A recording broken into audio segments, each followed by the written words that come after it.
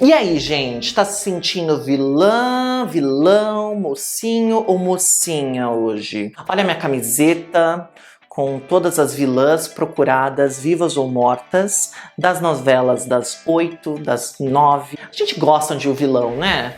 Eu adoro um vilão, mas não gosto dos vilões na hora de aprender inglês. Porque tem essa ideia de que eu não aprendo inglês porque tem um vilão por aí que está me atrapalhando. Só tô no verbo to be até hoje, the book is on the table.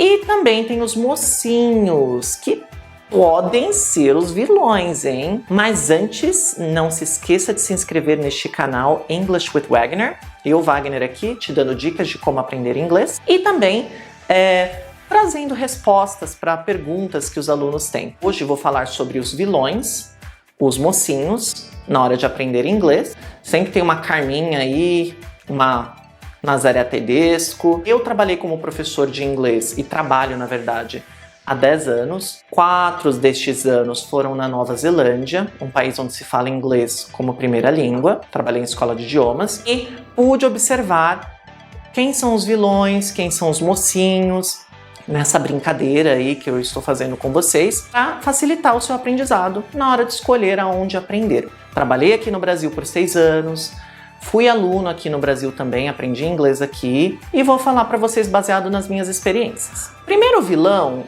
seria na escola de inglês, que traz um material já padronizado, que não cria muito espaço para que o aluno aprenda o idioma de uma forma mais livre, menos opressora. Ó o Paulo Freire aí, gente. Unidos de Paulo Freire, que não dá espaço para que o aluno fale sobre o que ele quer falar naquele exato momento. Os alunos brasileiros, os alunos sul-americanos, geralmente, e europeus, têm muito o que falar em sala de aula. E com um livro, que às vezes tem um conteúdo muito grande, não dá espaço para o aluno falar sobre o que aconteceu no fim de semana, não dá tempo de falar sobre o que ele gosta, às vezes o assunto não é muito interessante, mas tem que se seguir o livro de 1 a 12, que não é muito legal. Então, a escola é vilã neste momento.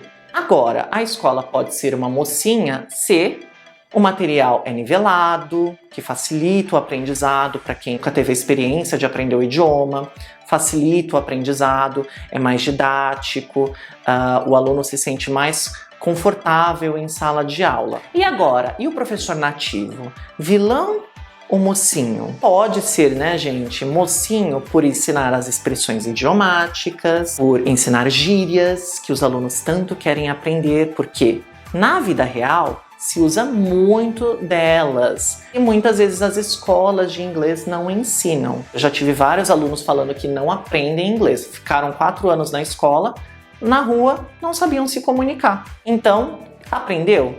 Não, porque se soubesse, se tivesse aprendido, não estaria tendo tanta dificuldade para se comunicar. E com o professor nativo pode ter esse benefício. E também o quesito cultural, por ter morado num país onde se fala a língua que o aluno quer aprender, vai dar uma confiança sobre, eu passei por isso, eu sei como é, você faz assim, assado, frito. Agora, o professor também pode ser um vilão, porque de nada adianta você falar inglês como sua primeira língua se você não tem didática, se você não sabe ensinar.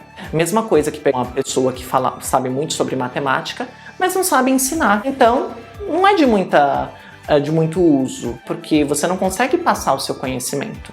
Claro que tem professores que são formados e fazem um ótimo trabalho. Tive professores nativos também, não só brasileiros, e tive ótimas experiências. Mas trabalhei com muitas pessoas que não sabiam nem porque estavam lá dando aula. O aluno não tem aquele progresso que ele tanto almeja. E o professor brasileiro, o que ele tem de mocinho? Ele tem o mocinho de ter aprendido inglês como segunda língua, assim como você quer.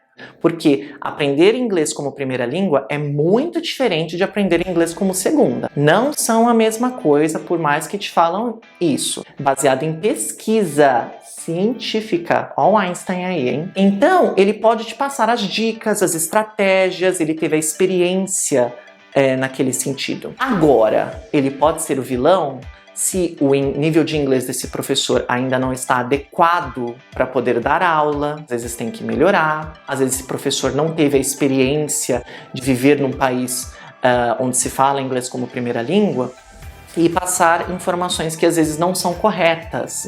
Já tive professores que falavam umas coisas que não tinham muito a ver. Nunca foram para o exterior, não que seja um problema, mas ajuda. Eu acho que nada como viver, né, ter a vivência como eu tive dando aula no exterior para poder passar para o aluno com confiança o que você está falando. Então, às vezes aí o professor brasileiro pode ser um vilãozinho aí. Mas, novamente, nada como estudar e aprimorar para você poder ensinar melhor. Então, gente, são alguns dos mitos. Tem outros ainda que eu poderia falar, mas para não deixar o vídeo longo, vou falar só sobre esses. Deixe seu comentário aqui, como tem sido a sua experiência de aprender inglês.